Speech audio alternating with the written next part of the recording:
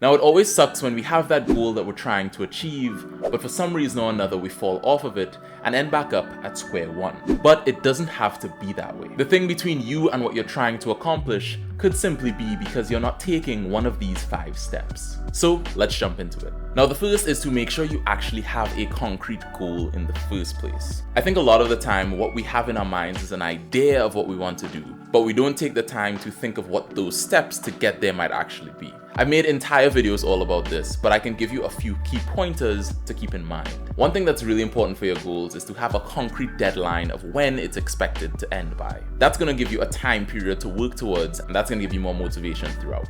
The second thing is you want to make it specific, meaning that there is a specific task that you're trying to achieve. So you're trying to pinpoint 1 or 2 things that you can actually do to get to that idea of where you want to be. And third, you want to keep it realistic, because if it's not something you can actually do in that time frame, you're going to get really demotivated and not even try to get it done. One 5-minute task that is more of a conceptual one is you want to take that goal in your head and understand why you want to achieve it in the first place. If you don't have a strong reason of wanting to achieve a goal, when things go wrong or times get tough, you're going to just drop it. So for whatever goal you do, you want to make sure not only that you have a reason, but that it is a good reason too. So some good tips for this is to try to think of the type of person you want to become and how you'll feel if you achieve this goal. Will you feel happier? Will you feel more productive? Will you be able to do more things that you wanted to do? I think it's a really good idea to write that why down wherever you also put your goal. So it's like, I want to do this because it's going to make me this better person. Having those 2 things and seeing them consistently is going to continually drive you forward towards that goal. So take out your pen and paper right now and get to the core of what you're feeling and try to get to an understanding of why you want to do that certain thing. And next, you want to make some really nice lasting commitments that are going to make you almost feel guilty about not doing that goal. A big example of this is putting your money where your mouth is. That could mean buying a year-long gym membership up front. That's going to really compel you to go to the gym just to get your money's worth. And you're going to feel a bit guilty as well if you don't. These lasting commitments can also be outside of money too.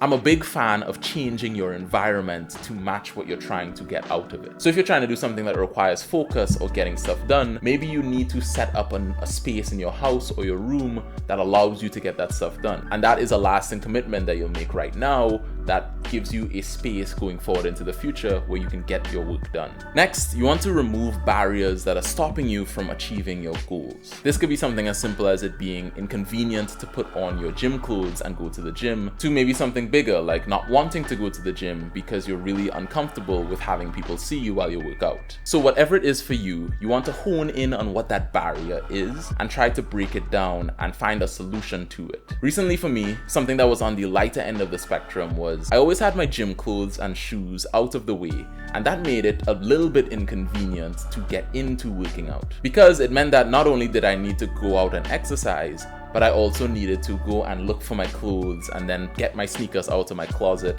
and put them on. And although that sounds very tiny, it actually made a big difference. Not on the good days when I was doing well, but on the days where I felt a lack of motivation or I just felt crappy. So I removed that tiny barrier by putting my shoes and socks always by my door and making a dedicated drawer in my dresser that is all workout clothes. So now it's a quick, easy task of opening that drawer, getting the clothes from the top, and then putting on my shoes, and I'm ready to go in way less time than I was in the past. So really try to hone in and understand what is stopping you or making you feel uncomfortable from doing what you want to do, and then trying your best to solve that. So that covers the 5 ways to make sure you don't fall off of your goals. But if you want some even tinier 5-minute tasks that you can do right now to make sure you succeed in the future, you can check out this video right here. As always, my name is Isaiah, and I hope that you keep improving. Take care, and I'll see you next time.